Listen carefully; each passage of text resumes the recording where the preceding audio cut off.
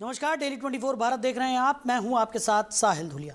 Bulletin की शुरुआत करेंगे। लखनऊ में सिटी मॉन्टेसरी स्कूल की गोल्फ सिटी शाखा के नए और आधुनिक परिसर का उद्घाटन 13 मार्च 2026 को एक भव्य कार्यक्रम के दौरान किया गया। इस अवसर पर रक्षा मंत्री राजनाथ सिंह मुख्य अतिथि के रूप में शामिल हुए और उन्होंने नए भवन का उद्घाटन कर इसे विद्यार्थियों को समर्पित किया।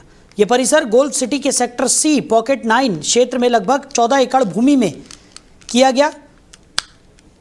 वहीं ललितपुर जिले में उत्तर प्रदेश के उप मुख्यमंत्री केशव प्रसाद मौर्य का दौरा कई कार्यक्रमों के साथ संपन्न हुआ। उनका हेलीकॉप्टर मडवरा क्षेत्र स्थित लोअर रोहिणी डैम के पास बने हेलीपैड पर उतरा, जहां बड़ी संख्या में भाजपा कार्यकर्ता और स्थानीय जनप्रतिनिधि उनका स्वागत करने के लिए मौजूद रहे। कार्यकर्ताओं ने फूल मालाएं पहनाकर उनका जोरदार स्वागत किया। इस दौरान उनके साथ राज्य मंत्री मनोहर लाल पंत, सदर विधायक राम रतन कुशवाहा सहित पार्टी के कई पदाधिकारी और नेता भी मौजूद रहे। दौरे के दौरान उप मुख्यमंत्री ग्राम कारीटोरन में आयोजित श्री दिगंबर जैन पंच कल्याण प्रतिष्ठा महोत्सव के कार्यक्रम में शामिल हुए और श्रद्धालुओं को संबोधित भी किया। हमारे जिला उपभोक्ता सहकारी संघ राज्य मंत्री का दर्जा जिन्हें दिया है, ऐसे पूर्व जिला अध्यक्ष झांसी श्री जमुना प्रसाद कुशवाहा जी भी मेरे साथ ही झांसी से चल करके आए हैं और इस ललितपुर के लोकप्रिय विधायक पूर्व क्षेत्रीय अध्यक्ष श्री राम रतन कुशवाहा जी, इन सबको बोलना था। मैंने कहा देखो मैं थोड़ा देर तक बतियाना चाहता हूँ दीदी लोगों से, तो आपका भाषण आज मैं कट करके मैं ही अपने खाते में ले लेता हूँ। हमारी जो विधान परिषद में सम्मानित सदस्य हैं, वह भी एक महिला है श्रीमती रमा निरंजन जी, आप सब परिचित हैं, आपके बीच में लगातार आती हैं। जिले के प्रथम नागरिक अर्थात जिला पंचायत अध्यक्ष श्री कैलाश नारायण निरंजन जी, वह भी मंच पर हैं। हमारे यहाँ कहा जाता है संगठन सरकार से बड़ा है, अर्थात जो सरकार में है वह भी संगठन के निर्देश पर ही काम करते हैं। वैसे संगठन के जनपद के मुखिया हमारे श्री हरीश चंद्र रावत जी, जिला अध्यक्ष, हमारे कुशवाहा समाज के जो ललितपुर के सम्मानित अध्यक्ष हैं, जिन्होंने अभी भगवान तथागत बुद्ध, जिनके बारे में देश के माननीय प्रधानमंत्री जी संयुक्त राष्ट्र संघ के मंच से भी कहते हैं कि हमने पूरे संसार को भगवान बुद्ध दिया है, हमने युद्ध नहीं दिया है, हमने शांति दिया है। तो ऐसे प्रकाश कुशवाहा जी, मैं जनपद के जिला अधिकारी श्री सत्य प्रकाश जी और जनपद के मुख्य विकास अधिकारी शेषनाथ चौहान जी, जनपद के पुलिस अधीक्षक। वहीं बदायूं में हुए डबल मर्डर हत्याकांड को लेकर अब राजनीतिक माहौल भी गर्मा गया है और इस मामले में आरोप प्रत्यारोप का दौर तेज हो गया है। समाजवादी पार्टी के राष्ट्रीय अध्यक्ष अखिलेश यादव ने इस घटना को लेकर राज्य की कानून व्यवस्था पर गंभीर सवाल उठा दिए हैं। कर्मचारी को उसके बाद वहाँ पे एनकाउंटर किया गया है, लगातार दावा किया जा रहा है लॉ एंड ऑर्डर में बेहतरी हुई है। देखिए, मुख्यमंत्री जी के स्वजाती लोग समझते हैं लॉ एंड ऑर्डर उनके हाथ में है और उसी का परिणाम है कि इतनी बड़ी घटना बदायूं में हुई। ये सूचना मिल रही है कि जिनकी जानें गई हैं, उन्होंने कई बार पुलिस को ये शिकायत की थी कि उनको धमकी मिल रही है, उनको जान मारने की धमकी दी जा रही है, लेकिन उसके बावजूद भी पुलिस एक्ट नहीं की। इसका मतलब कहीं ना कहीं अहंकार था।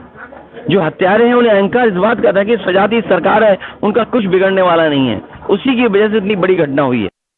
वहीं पीलीभीत में माध्यमिक शिक्षा विभाग से जुड़ा एक बड़ा घोटाला सामने आया। आरोप है कि चपरासी इल्हाम उर रहमान शमसी ने फर्जी शिक्षकों के नाम पर वेतन निकालकर करोड़ों रुपए की हेराफेरी की।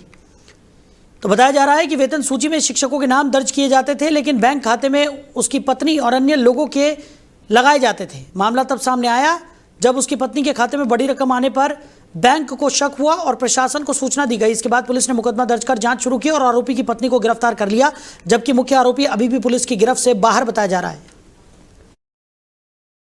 बैंक मैनेजर ने मुझे आकर के जानकारी दी थी कि कोई कर्मचारी जो जिला विद्यालय निरीक्षक यहाँ है, उसने अपनी पत्नी के नाम खाता खुलवा करके उसमें वो ट्रेजरी के माध्यम से पैसा उसके खाते में जमा हो रहा है।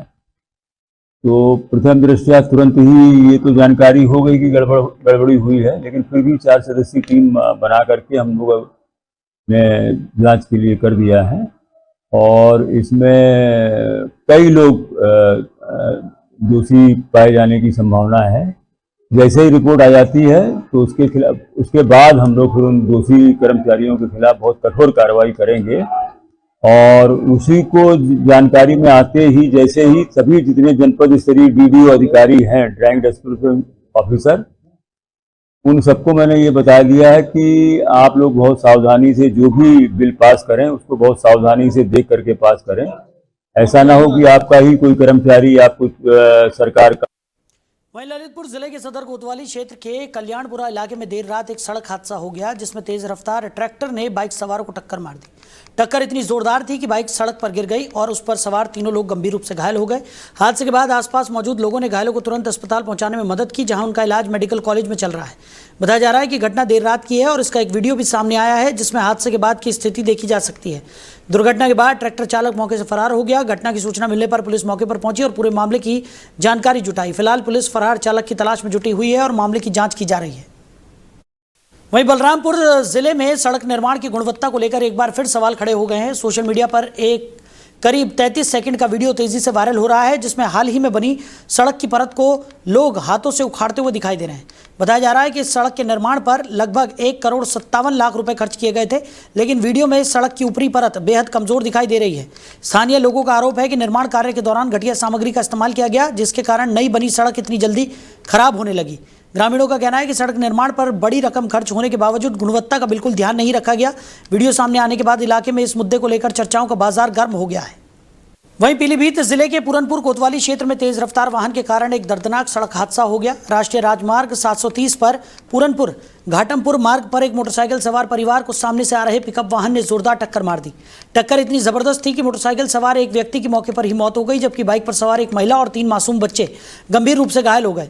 हादसे के बाद आसपास मौजूद राहगीरों ने तुरंत मदद करते हुए एम्बुलेंस को सूचना दी और सभी घायलों को सामुदायिक स्वास्थ्य केंद्र पूरनपुर पहुंचाया गया।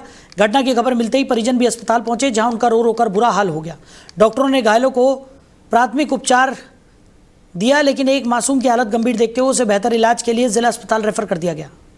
वहीं मैनपुरी जिले के एलाऊ थाना क्षेत्र के ग्राम नगला सवी में आवारा कुत्तों के हमले से किसानों को भारी नुकसान उठाना पड़ा। जानकारी के अनुसार गांव के एक किसान की बकरियां घर पर बंधी हुई थी, जबकि परिवार के लोग किसी शादी समारोह में गए हुए थे। इसी दौरान आवारा कुत्तों का एक झुंड वहां पहुंच गया और बकरियों पर हमला कर दिया। कुत्तों ने 4 बकरियों को मार डाला, जबकि एक बकरी गंभीर रूप से घायल हो गई। घटना की जानकारी मिलते ही गांव में हड़कंप मच गया और ग्रामीण मौके पर पहुंचे, लेकिन तब तक काफी नुकसान हो चुका था। सूचना मिलने पर पशु चिकित्सा विभाग और राजस्व की टीम भी मौके पर पहुंची और स्थिति का जायजा लिया। सर, मैं ऐसे अजीतगंज दावत में गए थे, लौट के आए तो पड़ोसियों ने बताया बकरी चिल्ला रही थी और मैंने जब देखा तो मेरी 5 बकरी मरी पड़ी हुई थी और 2 घायल थी। कैसे घायल हुई थी? अब ये मुझे पता नहीं, सब मैं सामने था ही नहीं।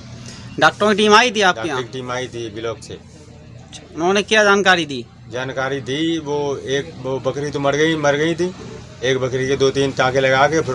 वहीं पीलीभीत जिले के घोंगचाई थाना क्षेत्र में पुत्र प्राप्ति की दवा देने के बहाने एक महिला के साथ दुष्कर्म किए जाने का मामला सामने आया है, जिससे इलाके में सनसनी फैल गई। पीड़िता के पति की ओर से दी गई तहरीर में बताया गया कि 11 मार्च को वो अपनी पत्नी के साथ और सास के साथ दवा लेने के लिए घोंगचाई क्षेत्र के एक गाँव में रहने वाले एक व्यक्ति के पास पहुंचे थे, जो लोग को झाड़ फूक और दवा देने का काम करता है। आरोप है कि वहाँ पहले पूजा पाठ कराया गया और बाद में दवा देने के बहाने सभी को दूसरे गाँव में एक रिश्तेदार के घर ले जाया गया। वहां पहुंचने के बाद महिला को दवा देने की बात कहकर कमरे में बुला लिया गया और बाकी लोगों को बाहर भेज दिया गया। आरोप है कि कमरे का दरवाजा बंद कर महिला के साथ जबरदस्ती दुष्कर्म किया गया। घटना की जानकारी मिलने के बाद पुलिस मौके पर पहुंची और पूरे मामले की जांच शुरू कर दी। पीड़िता के पति की शिकायत के आधार पर आरोपी के खिलाफ मुकदमा दर्ज कर उसे हिरासत में लेकर पूछताछ की जा रही है। कल दिनांक 12 मार्च को थाना घुंगचिहाई जनपद पीलीभीत पर शिकायत प्राप्त हुई कि घुंगचिहाई थाना क्षेत्र का रहने वाला एक 50 वर्षीय व्यक्ति नाम भगवान दीन, जो कि कपड़े की फेरी लगाने का काम करता है तथा साथ ही साथ बेटा पैदा होने की दवाई देने का भी दावा करता है, उसके द्वारा शिकायतकर्ता की पत्नी के साथ दवाई देने के नाम पर बहकाकर बलात्कार किया गया है। शिकायतकर्ता की लिखित तहरीर के आधार पर थाना घुंगचिहाई पर मुकदमा अपराध संख्या 21/26 सुसंगत धाराओं के तहत दर्ज कर लिया गया है।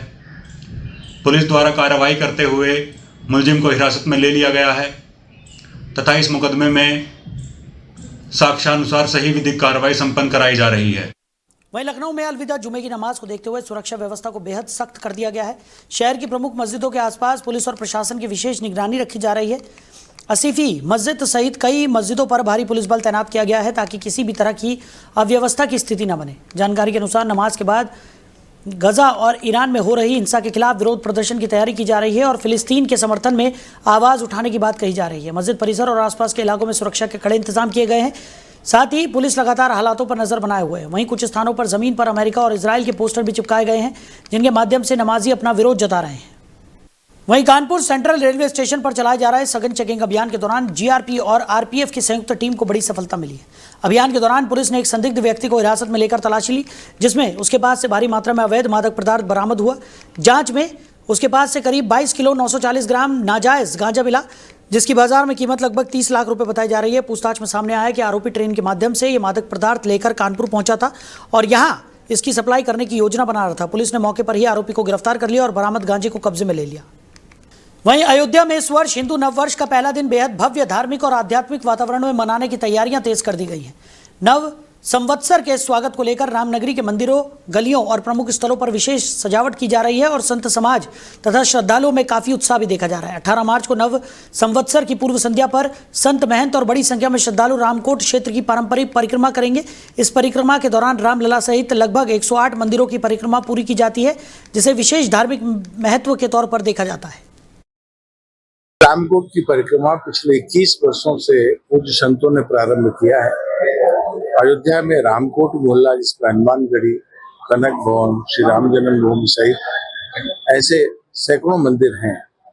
उसकी परिक्रमा 2005 से पूज्य संतों ने भक्तों के साथ मिलकर के किया है। उसी परिक्रमा के निमित्त वर्ष में एक बार अयोध्या के सभी संत महंत बैठते हैं और बड़ी संख्या में वर्ष प्रतिपदा की पूर्व संध्या अर्थात आगामी 18 मार्च जो अमावस्या पड़ रही है उस दिन सभी संत महंत भक्तगण मत गजेंद्र मंदिर पर पूजन अर्चन के पश्चात वो प्रारंभ होती है।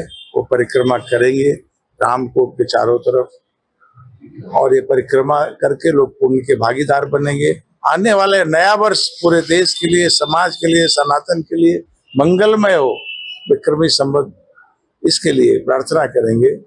तो ये परिक्रमा रामनगरी अयोध्या में इस बार नववर्ष जो मनाया जाएगा बहुत दिव्य अलौकिक होगा। अंग्रेजी कैलेंडर के अनुसार जो कानून मनाया जाता तो वो तो रहेगा ही। अब की कहीं ना कहीं सनातन धर्म रामनगरी अयोध्या में जयकारों से जो कानून गूंजेगी रामनगरी अयोध्या राम के जयकारों से गूंजेगी, क्योंकि कानून जिस दिन का नाम है नया वर्ष मनाया जाएगा वो कानून उससे पहले ही जो ट्रस्ट ने बैठक कर ली है और जितने साधु संतों ने आह्वान किया है कि 18 तारीख को परिक्रमा होगी और 19 तारीख को महामहिम को आना है, VIP प्रोटोकॉल रहेगी, तो उसको व्यापक व्यवस्था कर दी गई है। रही बात कह रहा हूँ अब की बार जो कहना कैलेंडर के अनुसार जितना मनाया जा रहा है बहुत दिव्य और अलौकिक होगा, क्योंकि हर मठ मंदिर कथा का प्रोग्राम रख रहा है, हर चीज का प्रोग्राम रख रहा है। तो कहीं ना कहीं अब की जो रामनगरी अयोध्या में एक नया संदेश जाएगा, पूरे विश्व में नया संदेश जाएगा। और ये ट्रस्ट ने भी आह्वान किया है कि जो लोग यहाँ नहीं आ पाएंगे वो अपने घर पे करके नया वर्ष बहुत पूर्ण रूप से बढ़िया से मनाएं और अपने जीवन को कहीं ना कहीं धन्य बनाएं। तो ये जो आपकी रामनगरी अयोध्या से नया संदेश जो जा रहा है आपकी जो कैलेंडर के अनुसार जो बनाया जाएगा बहुत ऐतिहासिक होगा। कैमरामैन परफन के साथ RP सिंह, अयोध्या। वहीं अलीगढ़ की जामा मस्जिद में शुक्रवार को जुम्मा अलविदा की नमाज शांतिपूर्ण और अनुशासित तरीके से अदा की गई। नमाज के दौरान प्रशासन ने सुरक्षा के पुख्ता इंतजाम किए हुए थे ताकि किसी भी तरह की अनुचित घटना न हो। तो नमाज की सुरक्षात्मक व्यवस्था के तहत मस्जिद परिसर और आसपास के क्षेत्र में पुलिस बल तैनात किया गया और ड्रोन कैमरों के माध्यम से भी निगरानी रखी गई। वरिष्ठ पुलिस अधिकारी और अन्य प्रशासनिक अधिकारी भी मौके पर मौजूद रहे और सुरक्षा व्यवस्थाओं की समीक्षा करते रहे। इस तरह पुलिस की सक्रियता के कारण नमाज का आयोजन पूरी तरह सुरक्षित और सुव्यवस्थित रूप से संपन्न हुआ। पूरे जनपद वासियों को रमजान के पवित्र माह की हार्दिक शुभकामनाएं। आज जैसा कि आप जान रहे हैं कि आज अलविदा की नमाज थी जो कि सकुशल संपन्न हुई है। पूरे अलीगढ़ जनपद में बुलाना रखा गया था और पीस कमेटी की मीटिंग सबसे कर ली गई थी, बहुत ही सकुशल संपन्न हुई।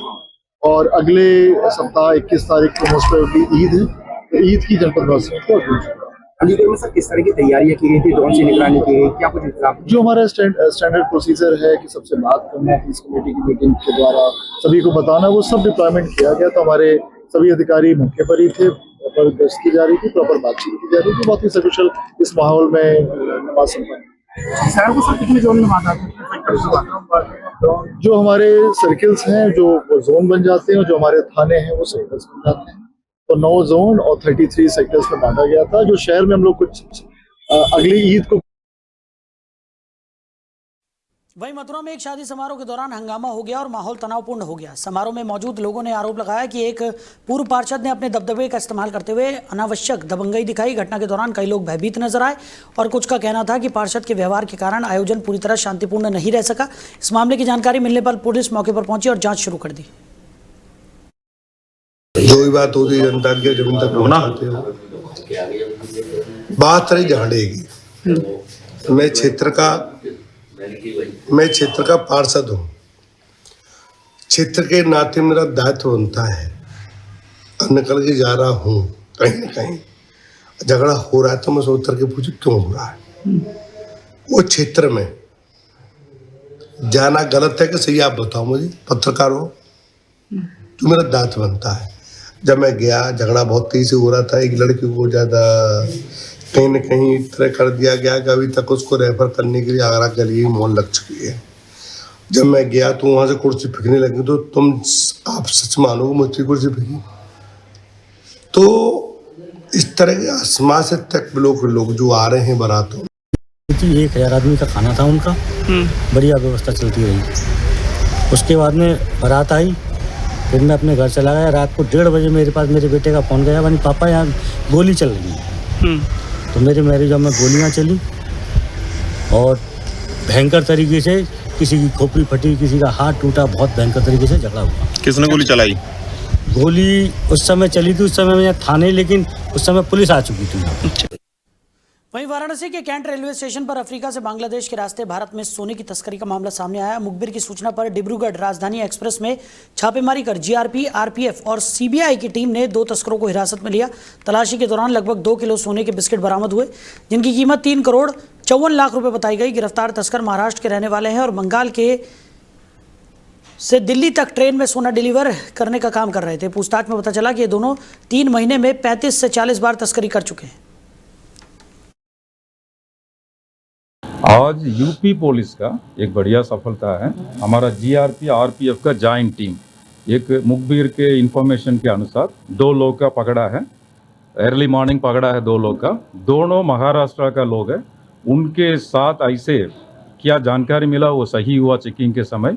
हम लगभग 2 kg 215 ग्राम गोल्ड का पकड़ा।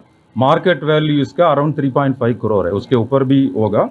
इन्हीं लोग से ये जानकारी मिल रहा है, ये है हम लोग का लग रहा है ये अफ्रीका का गोल्ड है। उधर से कैसे बांग्लादेश आया, बांग्लादेश से वेस्ट बंगाल आया, वेस्ट बंगाल से इनका देरा है, ये दिल्ली जा रहा है।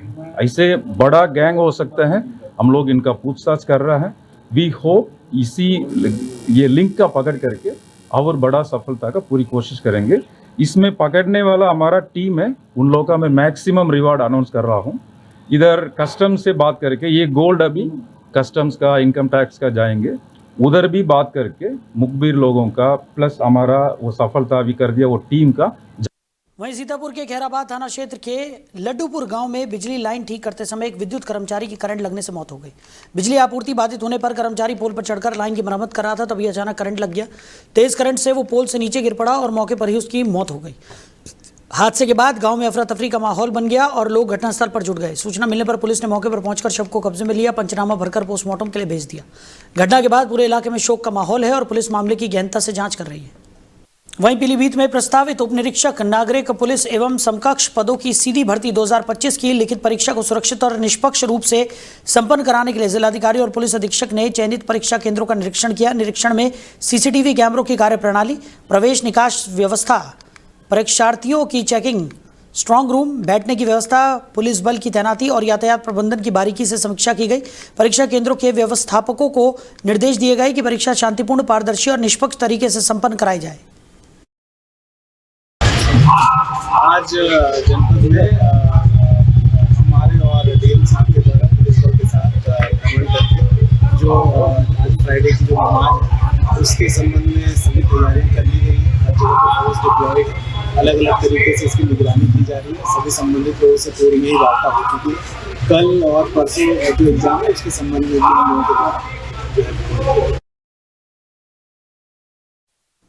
वहीं गोरखपुर के गोरखनाथ थाना क्षेत्र में चोरों ने एक घर को निशाना बनाकर बड़ी चोरी की घटना को अंजाम दिया। घटना पुलिस चौकी और मंदिर से मात्र 1 किलोमीटर की दूरी पर हुई। पीड़ित अपने पैतृक घर में ताला बंद छोड़कर देवरिया गए थे। लौटने पर उन्होंने देखा कि घर का मुख्य ताला टूटा हुआ था और अलमारी, तिजोरी व अटैची के लॉक तोड़कर लाखों रुपए की नकदी और जेवरात चोरी कर लिए गए थे। तो चोरों ने रात 12 बजे के बाद घर के पीछे से प्रवेश किया और लंबे समय तक चोरी की। पास लगे सीसीटीवी कैमरे में चोरी की हर गतिविधि स्पष्ट रूप से कैद हो गई। चोरी का शिकार राशि बेटी की शादी के लिए सुरक्षित रखी गई थी। इलाके के लोग और पीड़ित इस घटना से हैरान है क्योंकि ये वारदात पुलिस चौकी और मंदिर के करीब हुई, फिर भी चोर आसानी से अपना काम कर गए। हम लोग गाँव गए थे 10 तारीख को सुबह निकले, फिर हम लोग 11 तारीख को फिर सुबह 6 बजे यहाँ पहुँच गए।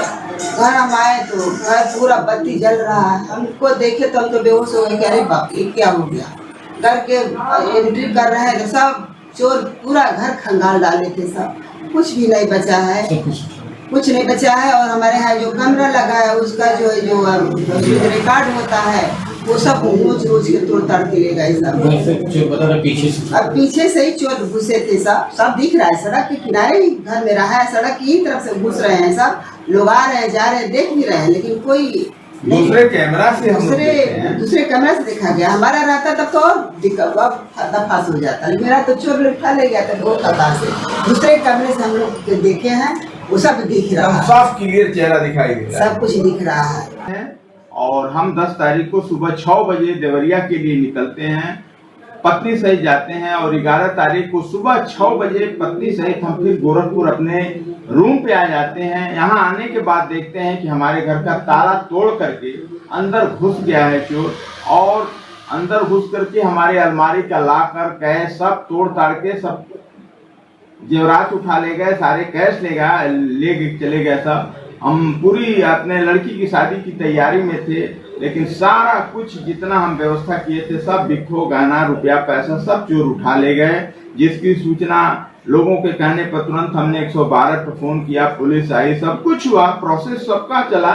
हमको FIR की कॉपी भी मिल गई है और अगल बगल से जो CCTV कैमरा से हम लोग पोर्ट्रेट फोटो भी निकाल करके दिए हैं, जिस फोटो में क्लियर चोर का फोटो दिखाई दे रहा है, क्लियर हमारे घर में कूदते हुए फोटो दिखाई दे रहा है, हमारे घर से निकलते हुए फोटो दिखाई दे रहा है। हम लोग गाँव गए। वहीं संबल में पुलिस भर्ती की लिखित परीक्षा के लिए 10 परीक्षा केंद्र तैयार किए गए हैं। परीक्षा 2 पालियों में आयोजित की जा रही है, जिसमें कुल 13,440 परीक्षार्थी शामिल होंगे। प्रत्येक कक्षा में 24 परीक्षार्थियों को बिठाया गया है ताकि उचित दूरी और व्यवस्था बनी रहे। सुरक्षा और निगरानी के लिए मुख्य गेट पर 2 CCTV कैमरे और स्ट्रांग रूम लगाए गए हैं, जबकि प्रत्येक परीक्षा केंद्र में अतिरिक्त CCTV कैमरा भी तैनात किए गए हैं।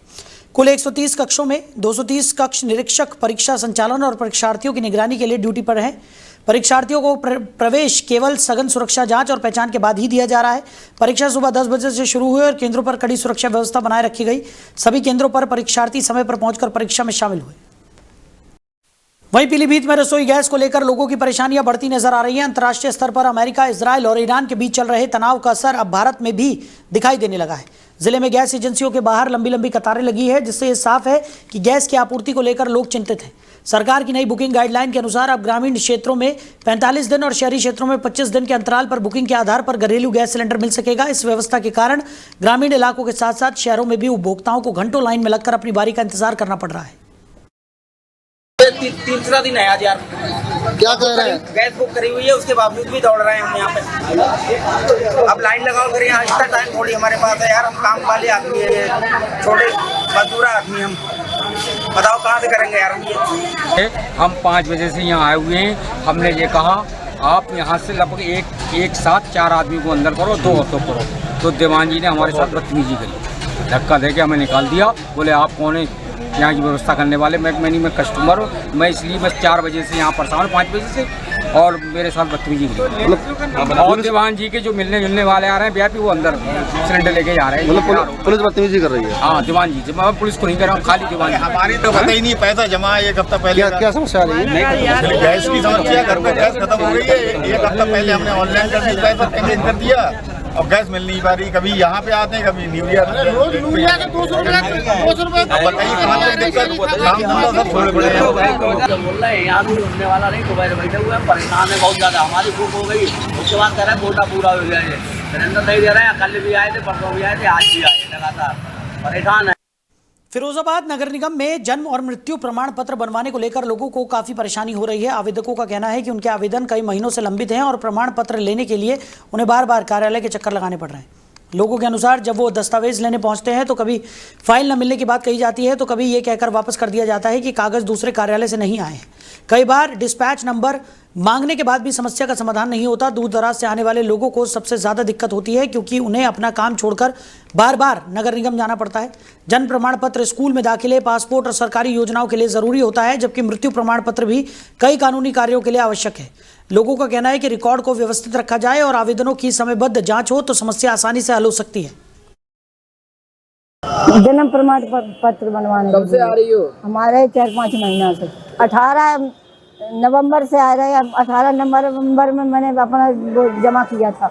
तो तब से क्या कार्रवाई हुई? जो कह रहे तभी आया नहीं, अब आज जो कह रहे दूसरे कागज लेके आओ। अच्छा, कोई कागज। नाम दक्ष वशिष्ठ है। तो आवेदन करने के बाद में नवंबर के माह में जब नई बन के आए तो मैंने एक IGS पे शिकायत डाली, जिसमें मैंने दोनों का पूरा ब्यौरा IGS पे दिया।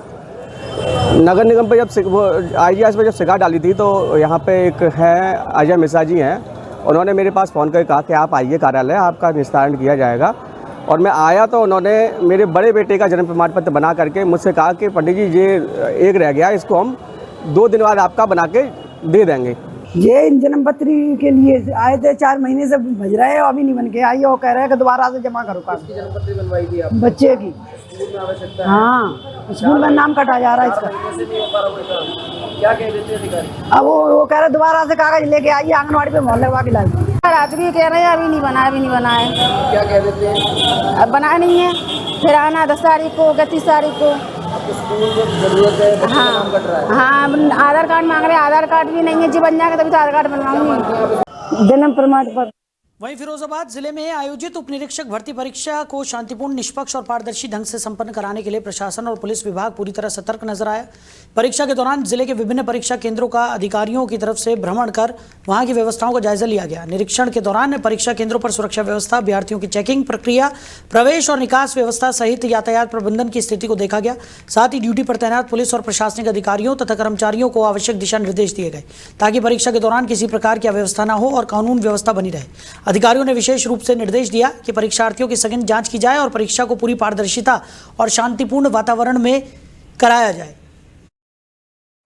वहीं फिरोजाबाद के मक्खनपुर थाना क्षेत्र में उस समय हड़कंप मच गया जब एक युवक शादी न होने से नाराज होकर मोबाइल टावर पर चढ़ गया। यह घटना क्षेत्र के एक गांव की बताई जा रही है, जहां युवक अचानक टावर पर चढ़ गया और काफी ऊंचाई पर पहुंचकर बैठ गया।